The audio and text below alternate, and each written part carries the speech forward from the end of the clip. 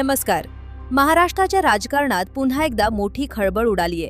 राष्ट्रवादी काँग्रेस पक्षाच्या राष्ट्रीय अध्यक्षपदावरून आता थेट कायदेशीर संघर्ष सुरू होण्याची चिन्हे दिसत आहेत. पक्षाच्या राष्ट्रीय अध्यक्ष म्हणून सुनेत्रा पवार यांच्या निवडीवरच प्रश्नचिन्ह उपस्थित करण्यात आले. विशेष म्हणजे हा आक्षेप विरोधी पक्षाने नाही, तर पक्षातीलच एका वरिष्ठ पदाधिकाऱ्याने घेतलाय. एक कायदेशीर नोटीस, एक मोठा दावाल आणि त्यानंतर पक्षाचे प्रदेशाध्यक्ष सुनील तटकरे यांची आलेली पहिली प्रतिक्रिया. या संपूर्ण घडामोडीमुळे राष्ट्रवादी काँग्रेसमध्ये नेमकं काय सुरू आहे असा प्रश्न आता अनेकांच्या मनात निर्माण झालाय. सुनेत्रा पवार यांची निवड खरोखरच पक्षाच्या नियमानुसार झाली होती का? नोटीस पाठवणाऱ्या नेत्यानं कोणते मुद्दे उपस्थित केले आणि या सर्व प्रकरणानंतर पक्ष पुढे कोणती भूमिका घेणार? आजच्या या व्हिडिओमध्ये आपण या संपूर्ण प्रकरणाचा एक एक पैलू समजून घेणार आहोत. घाईघाईने कोणताही निष्कर्ष काढणार नाही, कोणत्याही अफवेवर विश्वास ठेवणार नाही. फक्त उपलब्ध अधिकृत माहिती आणि संबंधित नेत्यांच्या प्रतिक्रियांच्या आधारे ही संपूर्ण बातमी समजून घेणार आहोत. म्हणून हा व्हिडिओ शेवटपर्यंत नक्की पहा. राजकारणात अनेकदा बाहेरून सर्व काही शांत दिसत असतं, पण पक्षाच्या आत मात्र वेगवेगळ्या मतांची चढाओढ सुरू असते. कधी ती बैठकीपुरती मर्यादित राहते, कधी माध्यमांपर्यंत पोहोचते आणि काही वेळा ती थेट कायदेशीर लढाईपर्यंतही जाते. सध्या राष्ट्रवादी काँग्रेसमध्ये असाच एक वाद समोर आलाय. पक्षाच्या राष्ट्रीय अध्यक्षपदाच्या निवडीवरून हा वाद सुरू झालाय. या प्रकरणाची चर्चा राज्यभर सुरू आहे, कारण हा वाद एखाद्या सामान्य पदाबद्दल नाही, तर पक्षाच्या सर्वोच्च संघटनात्मक पदाबद्दल आहे. उपलब्ध माहितीनुसार राष्ट्रवादी काँग्रेसमध्ये सुनेत्रा पवार यांची राष्ट्रीय अध्यक्ष म्हणून निवड करण्यात आली.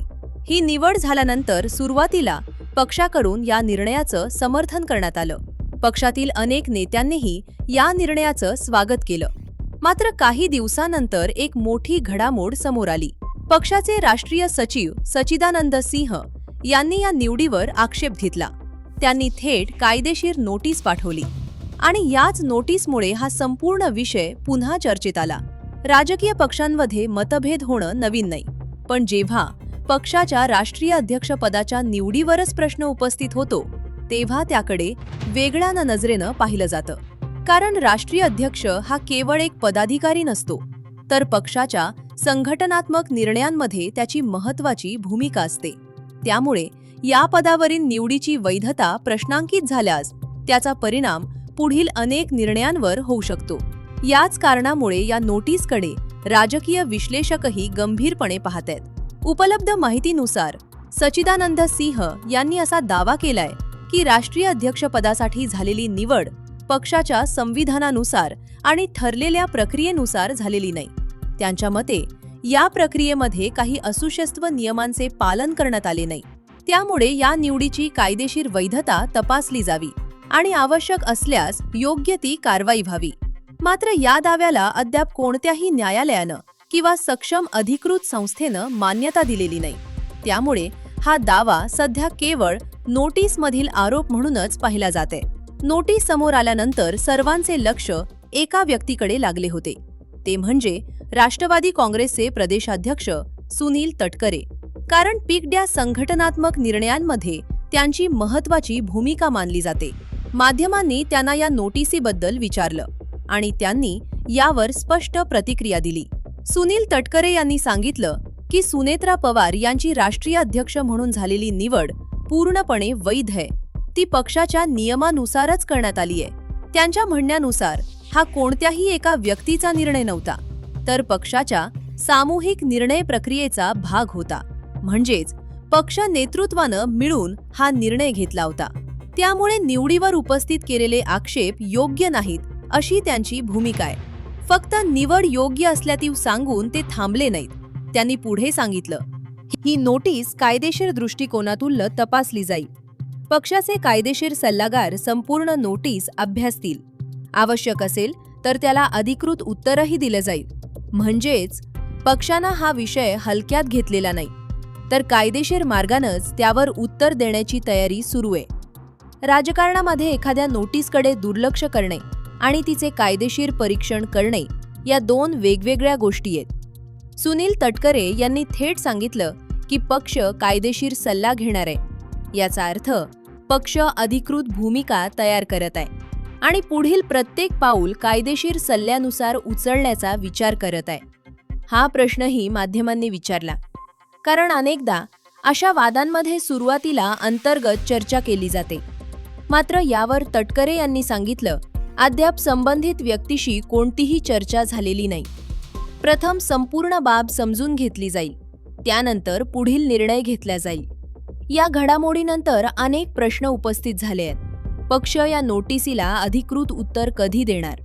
हा वाद केवळ अंतर्गत चर्चेतून मिटणार का की न्यायालयापर्यंत जाणार? पक्षाच्या राष्ट्रीय अध्यक्षपदाच्या निवडीबाबत आणखी काही कागदपत्र समोर येणार का?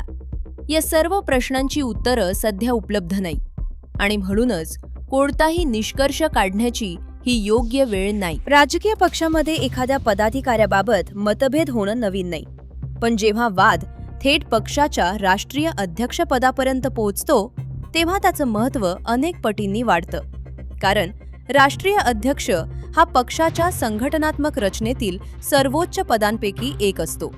पक्षाच्या विस्तारापासून राष्ट्रीय बैठका, राज्य संघटनांशी समन्वय, नवीन नियुक्त्या आणि अनेक महत्त्वाच्या संघटनात्मक निर्णयांमध्ये या पदाची भूमिका असते। म्हणूनच या निवडीवर उपस्थित झालेला प्रश्न केवळ एका व्यक्तीपुरता मर्यादित राहत नाही, तो पक्षाच्या अंतर्गत व्यवस्थेवरही प्रश्न निर्माण करतो। उपलब्ध माहितीनुसार वादाचा मुख्य मुद्दा व्यक्ती नाही, तर निवडीची प्रक्रिया आहे। नोटीस पाठवणाऱ्या सचिदानंद सिंह यांनी असा दावा केलाय की पक्षाच्या संविधानात नमूद असलेल्या प्रक्रियेचे पालन झाले नाही। त्यांच्या मते राष्ट्रीय अध्यक्षपदासाठी ज्या प्रकारे निवड व्हायला हवी होती त्या प्रक्रियेबाबत प्रश्न उपस्थित होतात। मात्र दुसरीकडे पक्ष नेतृत्वाचा दावा पूर्णपणे वेगळा आहे। त्यांच्या म्हणण्यानुसार निवड पक्षाच्या नियमानुसारच झाली आहे। म्हणूनच सध्या या प्रकरणात दोन वेगवेगळ्या भूमिका समोर आल्या आहेत। हा प्रश्न अनेकांच्या मनात असू शकतो। उत्तर आहे नाही। कायदेशीर नोटीस म्हणजे एखाद्या व्यक्तीने किंवा संस्थेने आपला आक्षेप अधिकृतपणे नोंदवलाय, पण त्यामुळे त्या दाव्याला आपोआप कायदेशीर मान्यता मिळत नाही। त्यानंतर संबंधित पक्ष आपली भूमिका मांडतो, आवश्यक असल्यास पुढील कायदेशीर प्रक्रिया सुरू होते। त्यामुळे सध्या या प्रकरणात कोणताही अंतिम निकाल लागलेला नाही, हे लक्षात घेणं महत्त्वाचं आहे। माध्यमांशी बोलताना सुनील तटकरे यांनी एक महत्त्वाची गोष्ट सांगितली। ते म्हणाले, नोटीसचा अभ्यास केला जाईल, कायदेशीर तज्ज्ञांचा सल्ला घेतला जाईल आणि त्यानंतर पुढील निर्णय घेतला जाईल। राजकीय पक्षांमध्ये अशा प्रकारची भूमिका सामान्य मानली जाते, कारण कोणतीही प्रतिक्रिया देण्यापूर्वी कागदपत्रांची पडताळणी, नियमांचा अभ्यास आणि कायदेशीर परिणाम समजून घेणं आवश्यक असतं। याच कारणामुळे त्यांनी तातडीने कोणताही भावनिक किंवा आक्रमक प्रतिसाद दिला नाही। या नोटीसनंतर आणखी एका मुद्द्याची चर्चा सुरू झाली, ती म्हणजे पक्षातील अंतर्गत मतभेद। गेल्या काही वर्षांमध्ये राष्ट्रवादी काँग्रेसमध्ये अनेक मोठ्या राजकीय घडामोडी घडल्या। नेतृत्वामध्ये बदल झाले, संघटनात्मक निर्णय झाले, नवीन जबाबदाऱ्या देण्यात आल्या। या पार्श्वभूमीवर आता आलेली ही नोटीस पक्षातील काही मतभेद अजूनही कायम असल्याची चर्चा राजकीय वर्तुळात सुरू झालीय। या संपूर्ण घडामोडीनंतर पक्षाचे वरिष्ठ नेते प्रफुल्ल पटेल यांनाही याबाबत प्रश्न विचारण्यात आले। त्यांनी सांगितलं, पक्षामध्ये काही सुधारात्मक उपायांची गरज आहे, मात्र त्यांनी पक्षामध्ये कोणताही मोठा संघर्ष असल्याचं अधिकृतपणे मान्य केलेलं नाही। त्यांच्या वक्तव्याचा अर्थ विविध पद्धतीने लावला जात असला तरी त्याबाबत वेगवेगळे राजकीय अर्थ काढले जात आहेत। अधिकृतिकल भूमिका मात्र मर्यादित स्वरूपातच समोर आली आहे। या विषयावर विविध राजकीय नेत्यांनी आपापली मतं व्यक्त केली आहेत। मात्र या प्रकरणावर सर्व पक्षांकडून अधिकृत आणि सविस्तर भूमिका समोर आलेली नाही। ज्या प्रतिक्रिया समोर आल्या आहेत त्या बहुतांश माध्यमांशी झालेल्या संवादादरम्यान दिल्या गेल्या आहेत।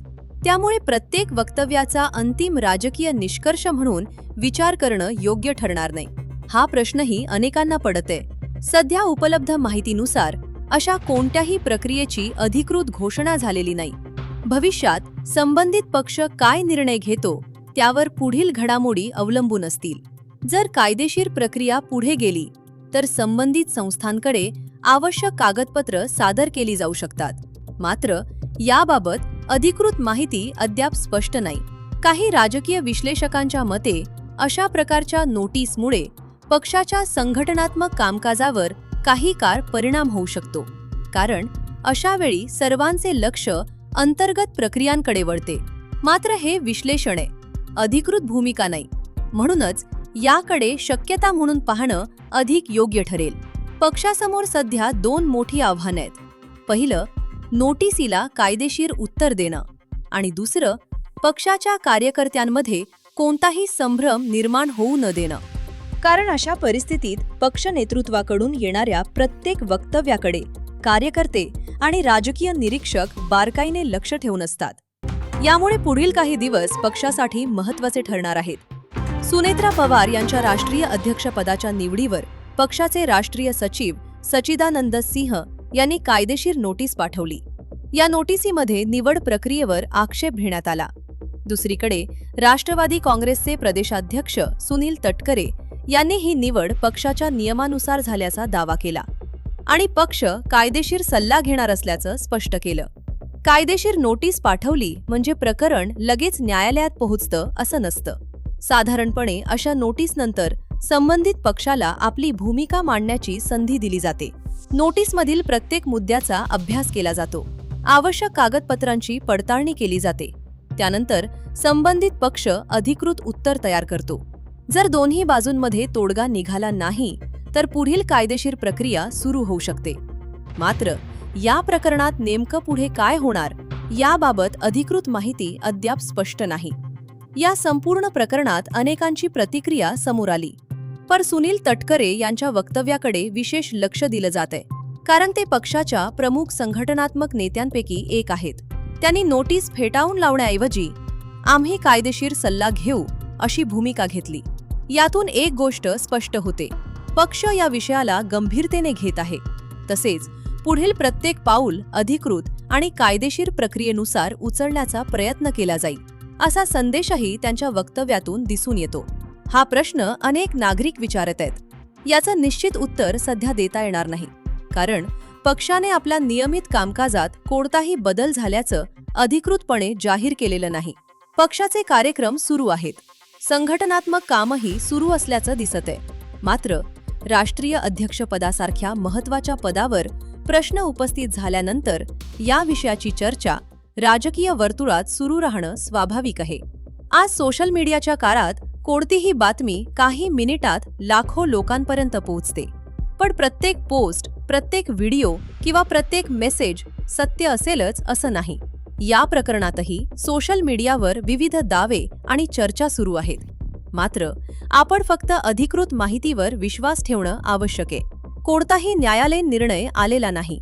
कोणतीही अधिकृत संस्था अंतिम निष्कर्षापर्यंत पोहोचलेली नाही.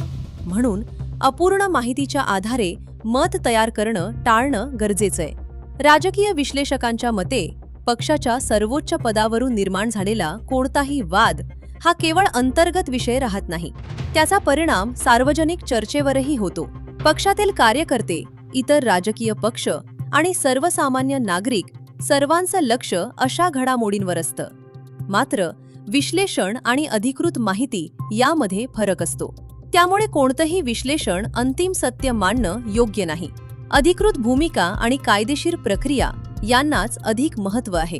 आता पुढील काही दिवस या प्रकरणासाठी महत्त्वाचे असू शकतात, कारण पक्षाकडून नोटिसीला उत्तर येऊ शकतं. कायदेशीर सल्ल्यानंतर पुढील भूमिका जाहीर केली जाऊ शकते. नोटीस पाठवणाऱ्या बाजूकडूनही पुढील पाऊल उचललं जाऊ शकतं. मात्र या सर्व बाबींबाबत सध्या कोणतीही अधिकृत घोषणा झालेली नाही. त्यामुळे पुढील घडामोडींकडे लक्ष ठेवणं महत्त्वाचं ठरेल. या संपूर्ण घटनाक्रमातून काही गोष्टी स्पष्टपणे दिसून येतात. पहिली, पक्षाच्या राष्ट्रीय अध्यक्षपदाच्या निवडीवर अधिकृत आक्षेप घेण्यात आलाय. दुसरी, पक्ष नेतृत्वानं हा आक्षेप फेटाळून लावत निवड वैध असल्याचा दावा केलाय. तिसरी, पक्षाने कायदेशीर सल्ला घेण्याची तयारी दर्शवलीय. आणि चौथी, अद्याप या प्रकरणावर कोणताही अंतिम कायदेशीर किंवा अधिकृत निर्णय झालेला नाही. म्हणून या टप्प्यावर कोणत्याही बाजूने अंतिम निष्कर्ष काढणं योग्य ठरणार नाही. एकूणच पाहिलं तर राष्ट्रवादी काँग्रेसमध्ये समोर आलेला हा वाद केवळ एका नोटिसीपुरता मर्यादित राहतो की पुढे मोठ्या कायदेशीर प्रक्रियेत बदलतो हे येणारा काळ ठरवेल. सुनील तटकरे यांनी स्पष्टपणे सांगितलंय की पक्ष कायदेशीर सल्ला घेणार आहे, तर दुसरीकडे नोटीस पाठवणाऱ्या बाजूनेही आपली भूमिका कायम ठेवली आहे. यामुळे पुढील काही दिवस या प्रकरणातील प्रत्येक अधिकृत घडामोड महत्त्वाची ठरणार आहे. आम्हीही या विषयावर येणाऱ्या प्रत्येक अधिकृत अपडेटवर लक्ष ठेवणार आहोत. कोणताही नवीन निर्णय, अधिकृत निवेदन किंवा कायदेशीर घडामोड समोर आली तर त्याची अचूक आणि पडताळलेली माहिती आम्ही तुम्हाला नक्की देऊ.